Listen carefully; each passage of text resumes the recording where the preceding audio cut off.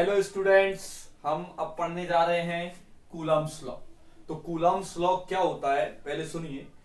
The according to Coulomb's law, Coulombs एक scientist थे, उन्होंने बताया उनके according, the according to Coulomb's law, according to Coulomb's law the force of attraction और repulsion acting between two charges, point charges, the force of attraction or repulsion acting between two point charges is directly proportional to the magnitude of product of the charges and inversely proportional to square of distance between them।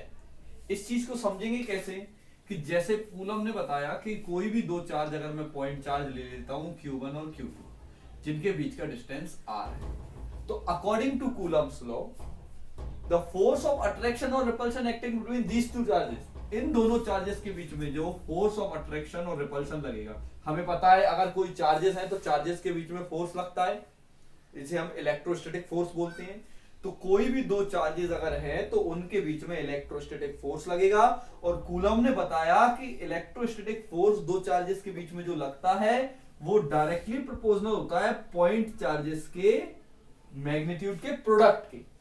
Point charges हो गए, इनका magnitude होगा अपना अपना, उस magnitude के product के directly proportional होता है electrostatic force, and this force is inversely proportional to square of distance between them is called Coulomb's law. बिल्कुल ग्रेविटेशनल फोर्स की तरह है, जैसे दो मासेस होते थे m और कैपिटल M, दोनों के बीच का डिस्टेंस होता था r, और इन दोनों के बीच में जो ग्रेविटेशनल फोर्स लगता था वो डायरेक्टली प्रोपोर्शनल होता था दोनों मासेस के, और इनवर्सली दोनों मासेस के प्रोडक्ट के डायरेक्टली प्रोपोर्शनल, और ये स्क्वायर ऑफ डिस्टेंस बिटवीन के इनवर्सली प्रोपोर्शनल। बिल्कुल इसी की तरह ये है, यहाँ पर बस दो चार्जेस हो जाते हैं, चार्जेस का मैग्नीट्यूड हो जाता है, चार्जेस के मैग्नीट्यूड के प्रोडक्ट के डायरेक्टली प्रोपोर्शनल होता है, और square of distance between them के डायरेक्टली।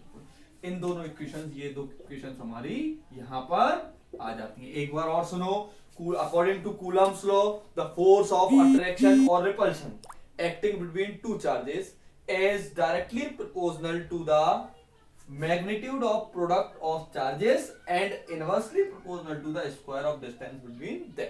यहां पर हम सपोज भी कर सकते हैं, let Q1 and Q2 are two charges placed at a distance r from each other। समझे?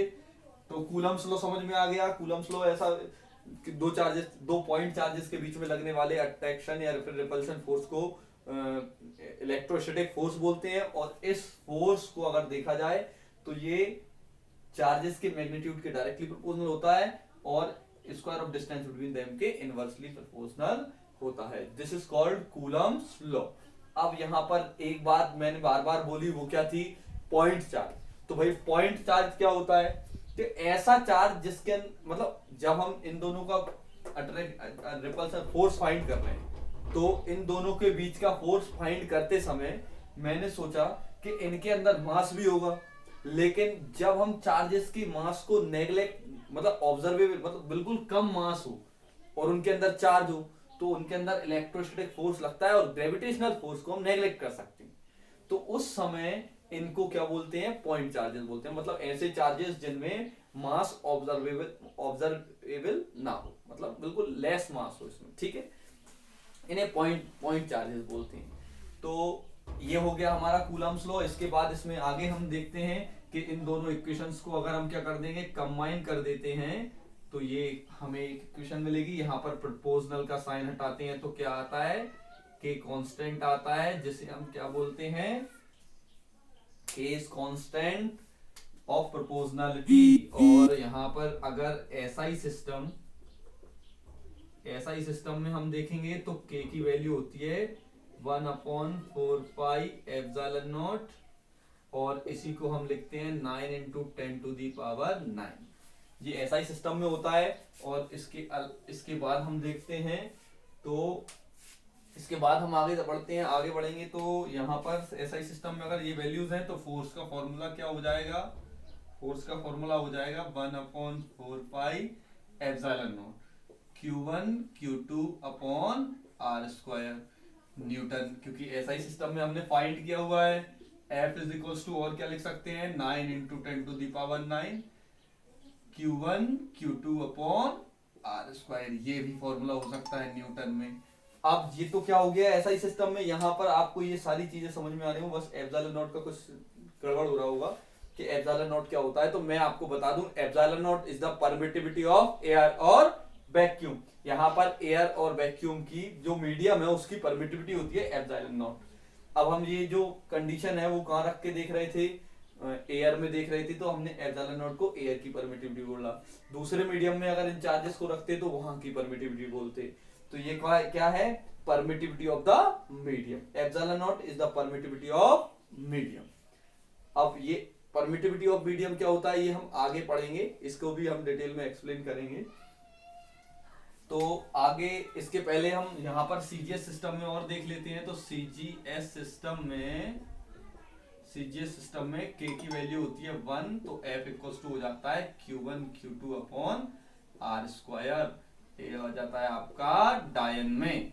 इसके बाद अब ये हमारा क्या हो गया, कूलम्स लॉ कंप्लीट हो गया। कूलम्स लॉ कंप्लीट करते ही हमें आता है यहाँ पर अगला क्वेश्चन, जो है हम बोलते हैं what is 1 coulomb charge, what is 1 coulomb charge, 1 coulomb charge क्या होता है, ये आंसर आपका यहीं से निकल के आएगा। इसीलिए हम थोड़ा यहाँ पर इसी से हम यहाँ पर आंसर निकाल के लेके आएंगे।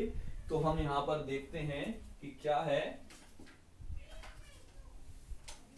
हाँ, तो इसी से हमारा आंसर आएगा। यहाँ पर कैसे आएगा ये मैं आपको बताता हूं। देखिए यहाँ पर हमने पहले तो इसको देखा कि हमने देख लिया कि कूलम्स लॉ से हमने फॉर्मूला निकाल दिया, कि कूलम्स लॉ से हमने फोर्स का फॉर्मूला निकाला 1/4 pi epsilon naught Q1 Q2 upon R square newton में, और 9 into 10⁹ Q1 Q2 upon R square newton में।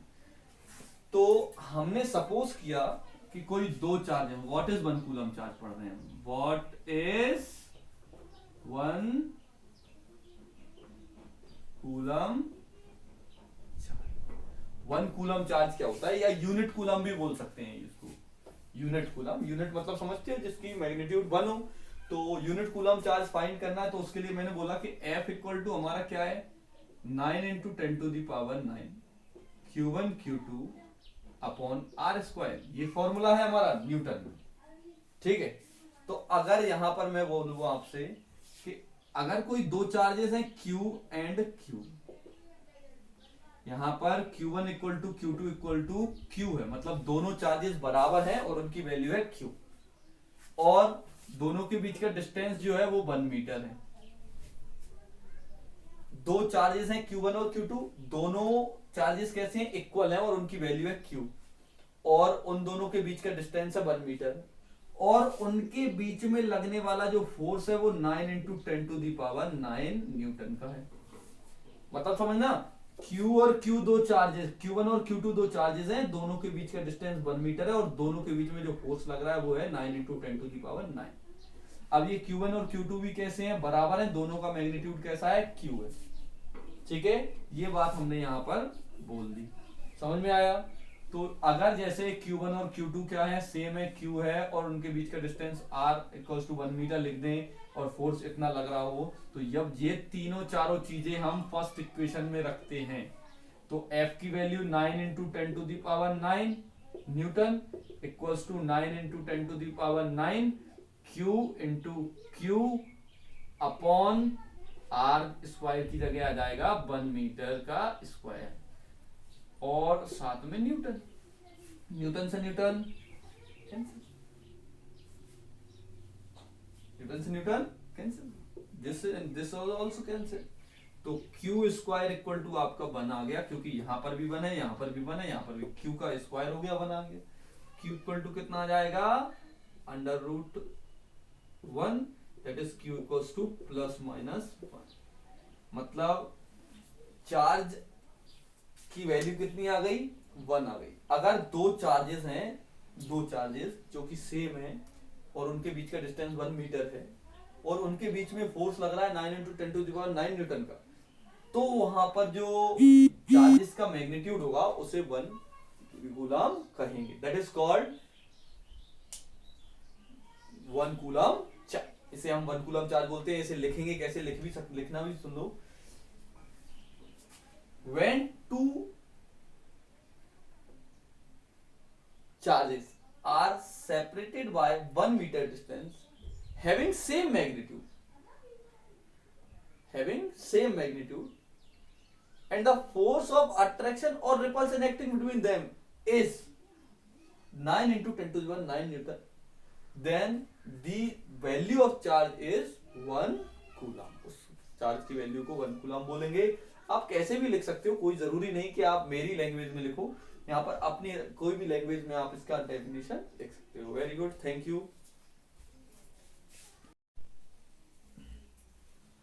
हेलो स्टूडेंट्स, अभी जो अब हमने अभी कूलम्स लॉ पढ़ा हुआ है उसमें हमने यूनिट कूलम भी पढ़ा। अब इसके बाद अब जो है वहां पर हमने एक वैल्यू पढ़ी थी जिसे हम बोल रहे थे एप्सिलॉन नॉट। अब हम पढ़ेंगे एप्सिलॉन नॉट के बारे में। अब एप्सिलॉन नॉट क्या होता है? This is the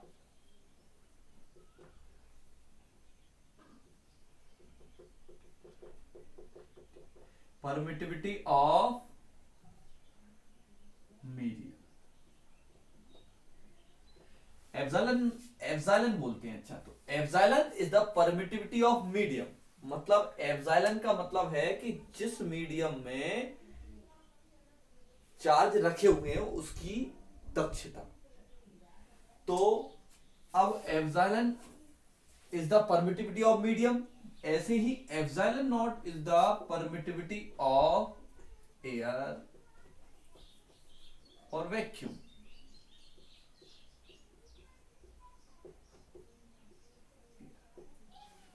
epsilon not is the permittivity of air और वैक्यूम, जो कि हम बोल सकते हैं कि जैसे कोई भी चार्जेस हैं, चार्जेस के बीच में लगने वाला जो फोर्स होता है वो परमिटिविटी ऑफ मीडियम पर डिपेंड करता है। तो मतलब इसका मतलब है चार्ज किस मीडियम पे रखा है इस पर उस पे लगने वाला फोर्स डिपेंड करता है।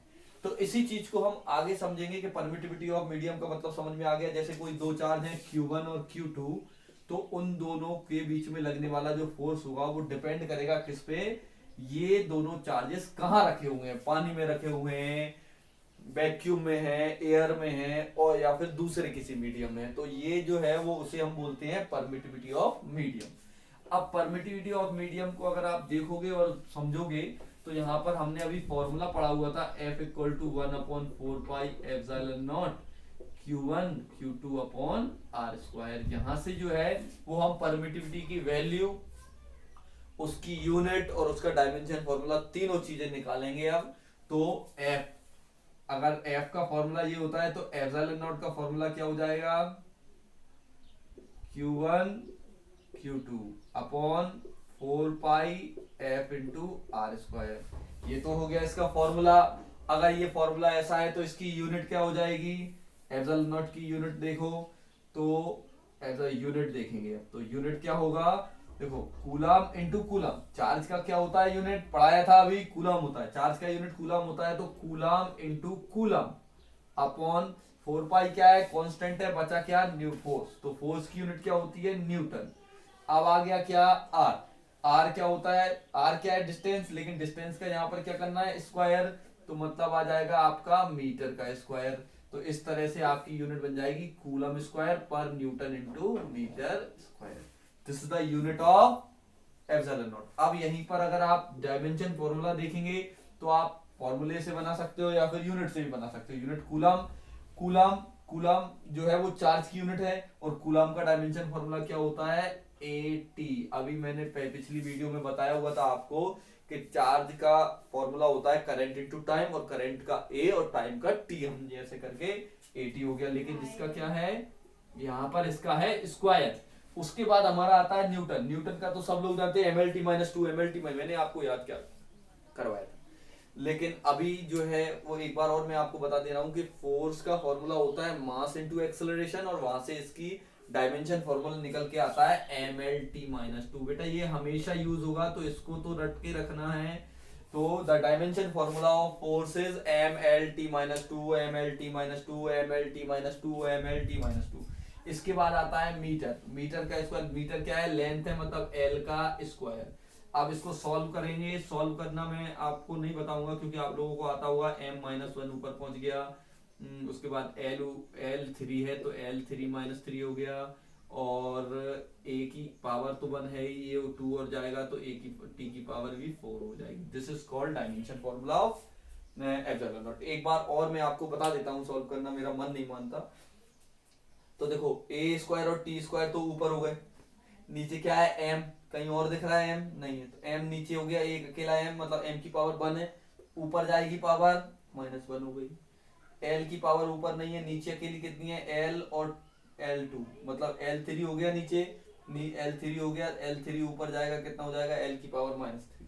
a ऊपर था तो a का पावर 1 और t की पावर -2 को ऊपर ले जाएंगे तो +2 हो जाएगा, और +2 और +2 +4 हो गया। This is called dimension formula of permittivity of medium. Permittivity of medium का डायमेंशन फॉर्मूला आ गया। अब हम पढ़ते हैं डाइलेक्ट्रिक कांस्टेंट। डाइलेक्ट्रिक कांस्टेंट क्या होता है और इसके बारे में क्या लिखना है। तो ये दो नामों से जाना जाता है, एक तो होता है क्या, डाइलेक्ट्रिक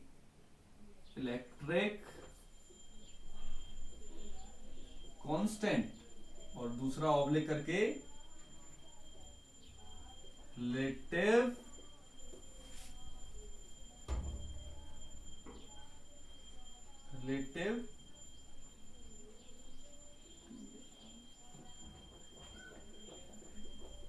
रिलेटिव परमिटिविटी। स्पेलिंग देख लेना तुम लोग। डाइलेक्ट्रिक कांस्टेंट और रिलेटिव परमिटिविटी दोनों चीजें हैं, तो दोनों एक ही चीजें होती हैं। डाइलेक्ट्रिक कांस्टेंट और रिलेटिव परमिटिविटी दोनों एक ही चीजें होती हैं। अब वो कैसे एक ही होती हैं ये मैं आपको समझाऊंगा। तो उसके लिए सबसे पहले है कि मैंने क्या किया, सपोज किया कि Q1 और Q2 मेरे दो चार्जेस थे, मेरे दो अनमोल रतन। तो इन अनमोल रतन को मैंने लिया और कहां रख दिया, वैक्यूम में रख दिया। कहां रख दिया, वैक्यूम में। और दोनों के बीच का डिस्टेंस था r। तो इन दोनों चार्जेस के बीच में लगने वाला जो फोर्स है वो हो जाएगा F=1/4πε0 Q1 Q2 upon r²। Equation number first. इसी तरह अगर मैं इन दोनों चार्जेस को ये वैक्यूम से उठा के किसी दूसरे मीडियम, इस बार जो है वो अनमोल रतन को मैंने कहां रख दिया, मेरे दो अनमोल रतन Q1 और Q2, दोनों के बीच का डिस्टेंस कितना है, r है। वो दोनों के बीच में दूरी है कितनी, r। अब यहां पर अगर जैसे Q1 और Q2 चार्जेस को मैंने दूसरे मीडियम में रखा तो उस मीडियम को मैंने बोल दिया अदर मीडियम। अदर मीडियम में रख दिया, ठीक है। जब मैं इनको अदर मीडियम में रखूंगा तो यहां पर लगने लगेगा क्या, force that is F=1/4πε Q1 Q2 upon r²। ये देखो अंतर कि यहां पर तो क्या था, इसकी परमिटिविटी क्या थी, एप्सिलॉन, वैक्यूम की परमिटिविटी एप्सिलॉन, दूसरे मीडियम की परमिटिविटी एप्सिलॉन। तो वैक्यूम का क्या हो गया, एप्सिलॉन हो गया, आ गया, और अदर मीडियम में क्या आ गया, एप्सिलॉन आ गया। Equation number second. तो अब डाइलेक्ट्रिक कांस्टेंट क्या होता है, क्या देख रहे हैं, डाइलेक्ट्रिक कांस्टेंट एक डाइलेक्ट्रिक कांस्टेंट। तो डाइलेक्ट्रिक कांस्टेंट क्या होता है, इसको K से डिनोट करते हैं, और K इक्वल टू होता है FO, लिख देते हैं FV upon FO। That means dielectric constant is the ratio of force acting between two charges when they are placed in vacuum to the force acting between the same charges when they are placed in other medium at the same distance। This is called dielectric constant. जब किसी Q1 और जब कोई दो charges को हमने r distance पर रखा है वैक्यूम में, तो उनके बीच में जो फोर्स लगेगा वो, और उसी सिस्टम को उठाकर अगर मैंने दूसरे मीडियम में रख दिया तो उस पर जो फोर्स लगेगा वो, उन दोनों फोर्सेस के रेशियो को हम डाइलेक्ट्रिक कांस्टेंट कहते हैं। This is called dielectric constant. Dielectric constant की डेफिनेशन अकेली आती है, सीधा बोलेंगे क्या, द फोर्स ऑफ अट्रैक्शन और repulsion acting between two charges placed in a vacuum and to the ratio of the force acting between two charges is directly sorry इसके बाद हम यहां पर करते हैं क्या, डाइलेक्ट्रिक कांस्टेंट क्या होता है, the ratio of force acting between two charges in vacuum to the force acting between the same system of charges in other medium is called dielectric constant। ऐसे लिखेंगे इसको, ठीक है ना। एक बार और बताता हूं। तो जैसे मैंने बोला कि दो कोई चार्जेस हैं Q1 और Q2, वो चार्जेस वैक्यूम में प्रेजेंट है तो उनके बीच में एक फोर्स लगेगा, इलेक्ट्रोस्टैटिक फोर्स बोलेंगे। अगर उन दोनों चार्जेस के सिस्टम को उठाकर किसी दूसरे सिस्टम में रख देते हैं तो उनके बीच में जो फोर्स लगेगा उसको भी इलेक्ट्रोस्टैटिक फोर्स बोलते हैं, लेकिन इन दोनों के ही रेशियो को हम डाइलेक्ट्रिक कांस्टेंट बोलेंगे। That is called dielectric constant. Dielectric constant के बाद भाई इसकी वैल्यू रख दो। वैल्यू रखेंगे तो 1/4 pi epsilon naught Q1 Q2 upon r² हो जाता है। इसके अलावा अपॉन में 1/4 pi epsilon naught Q1 Q2 upon r²। यहाँ पर एप्सिलॉन अकेला आएगा, सब कट जाएगा, 1 कट गया, 2 पाई दिस बचेगा क्या, k इक्वल्स टू यहाँ पर क्या बचा 1/ε0 और यहाँ पर क्या बचा 1/ε। इन दोनों को अगर हम देखेंगे तो इसको ऊपर रेसिप्रोकल कर देंगे तो k इक्वल्स टू आपका आ जाएगा ε/ε0। That is dielectric constant is the ratio of permittivity in other medium to the permittivity in vacuum. This is called dielectric constant, और इसी को epsilon r that is permittivity, relative permittivity से भी denote करते हैं। The relative permittivity of a medium is the ratio of permittivity in the other medium to the permittivity in vacuum. अब अभी हमने इसके पहले जब देखा था तो हम बोल रहे थे क्या कि भाई अभी तो आप वैक्यूम बोल रहे हो, इसके पहले एप्सिलॉन नॉट को आपने क्या बोल दिया था, एयर और वैक्यूम बोल दिया था, परमिटिविटी ऑफ एयर और वैक्यूम। ऐसा क्यों, क्योंकि एयर और वैक्यूम जो दोनों सिस्टम है, एयर और वैक्यूम दोनों का जो डाइलेक्ट्रिक कांस्टेंट आता है वो होता है लगभग 1 होता है। मतलब दोनों की परमिटिविटी एक जैसी ही अप्रोक्स सेम होती है, इसलिए हम यहाँ पर एयर और वैक्यूम लेके भी चल सकते हैं। दैट इज कॉल्ड, यहाँ पर epsilon not is the permittivity of air और वैक्यूम बोल सकते हैं। This is called relative permittivity and dielectric constant. Dielectric constant complete हो गया हमारा।